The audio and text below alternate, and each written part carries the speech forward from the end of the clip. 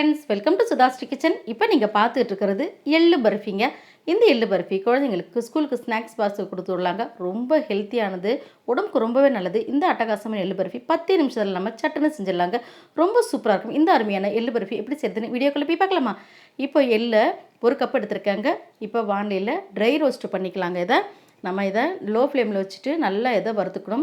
இந்த எள்ளானது நல்லா பொரிஞ்சு வரும். அந்த அளவுக்கு நிதானமாக நம்ம லோ ஃப்ளேமில் வச்சுட்டு பக்கத்துலேயே இருந்து கைவிடாமல் கலந்துக்கிட்டே இருக்கணும். இந்த எள்ளு நம்ம கருப்பு எள்ளை கழுவி அதில் நம்ம செஞ்சதுங்க. அந்த எள்ளு செஞ்சால் தான் நமக்கு இந்த எள்ளு பர்ஃபி டேஸ்ட்டாக இருக்கும்.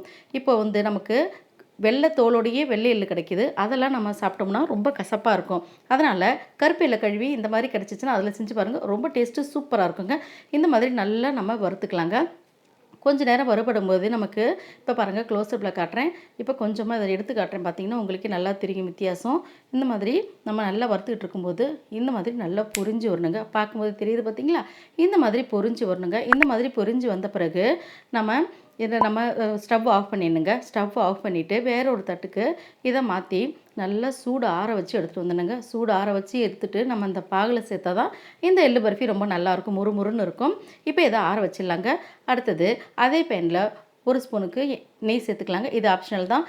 அது கூட நம்ம எந்த கப்பில் எள்ளு எடுத்தோமோ அதே கப்பில் ஒரு கப்புக்கு வெல்லத்தை எடுத்து நம்ம இந்த மாதிரி துருவி வச்சுருக்கோங்க. இப்போ துருவினால இது சுத்தமான வெல்லம் தான். இது நல்லா நம்ம தண்ணியெலாம் எதுவும் ஊற்றாமல் இதே மாதிரி லோ ஃப்ளேம்லேயே வச்சு கலந்துக்கிட்டே இருந்தோம்னா நமக்கு இந்த வெல்லமானது நல்லா மெல்ட் ஆகும். இப்படி கைவிடாமல் பக்கத்துலேயே இருந்து கலந்துக்கிட்டே இருக்கணும்.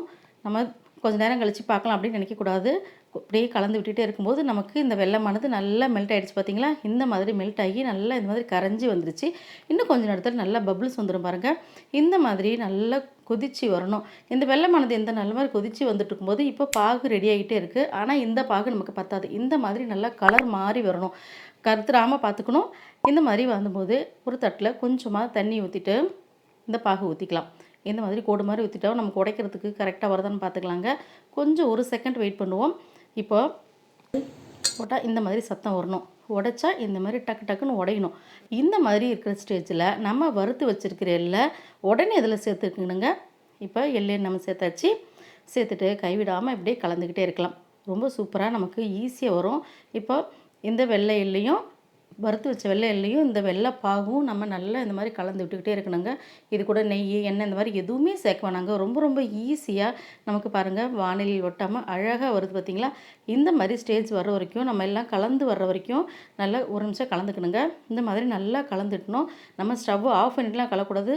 ஆனில் வச்சு தான் கலந்து விடணும். இல்லைன்னா நமக்கு சீக்கிரமாக இறுகி போயிடும். இப்போ ஆஃப் பண்ண போகிறேன் நான். இப்போ ஆஃப் பண்ணிவிட்டு ஒரு பட்டர் ஷீட்டில் இந்த கலவையை நம்ம கொட்ட போகிறோம். இந்த மாதிரி கொட்டிட்டு நம்ம இந்த சூடாக இருக்கும்போது இதை நம்ம சமன்படுத்தி எடுத்துணுங்க. இப்போ நம்ம ஒரு சப்பாத்தி தேய்க்கிற இந்த கட்டை எடுத்து நம்ம நெய்யெல்லாம் அப்ளை பண்ணிவிட்டு இந்த மாதிரி நல்லா இப்படி தேய்ச்சி விட்டோம்னா அழகாக நமக்கு பார்க்கும்போது ஷைனிங்காக இருக்குது. பார்த்திங்களா? இந்த மாதிரி ரெடியாக தேய்ச்சி எடுத்தாச்சு. கட்டரோ அல்லது கத்தியோ எடுத்து நமக்கு விரும்பின ஷேப்பில் இந்த மாதிரி டக்குன்னு கட் பண்ணிடலாங்க. சீக்கிரமாக கட் பண்ணிவிட்டு நம்ம எந்த மாதிரி ஷேப் வேணுமோ அந்த மாதிரி நான் இன்றைக்கி ஸ்கொயர் ஷேப்பில் இந்த மாதிரி கட் பண்ணுறாங்க. ரொம்ப சூப்பராகிடுச்சு. இப்போ இது நல்லா சூடாகட்டும். சூடாறின பிறகு தான் நம்ம இதை எடுக்கணும். இப்போ ஒரு 10 நிமிஷம் கழித்து சூடு ஆறிடுச்சு. இப்போ பாருங்கள், பட்டர் ஷீட்டில் கூட நமக்கு ஒட்டவே இல்லை. அந்தளவுக்கு அழகாக வருது. பார்க்கும்போது எப்படி இருக்குது பாருங்கள். ரொம்ப சூப்பராக இந்த மாதிரி வந்துருச்சுங்க. இப்போ நம்ம இது டக்கு டக்குன்னு உடைச்சிடலாங்க. ஈஸியாக இருக்கும் உடைக்கிறதுக்கு. அதனால தான் நம்ம சூடாக இருக்கும்போது பீஸ் போடுறோம். இந்த மாதிரி நம்ம உடச்சி எடுத்து வச்சு ஸ்டோர் பண்ணி வச்சிட்டோம்னா குழந்தைங்களுக்கு ஸ்கூலுக்கு போகும்போதும் சரி, நம்ம டீ டைம் ஸ்நாக்ஸாகவும் இந்த எள்ளு பர்ஃபியை கொடுக்கலாங்க. குழந்தைங்களுக்கு ரொம்ப நல்லது. இந்த எள்ளு நம்ம சூப்பராக நம்ம செஞ்சாச்சுங்க. 10 நிமிஷத்தில் ரொம்ப அருமையான இந்த எள்ளு பர்ஃபி நீங்களும் ட்ரை பண்ணி பாருங்கள். கடையில் கிடைக்கிற மாதிரி எவ்வளோ அழகாக இருக்குது பாருங்கள்.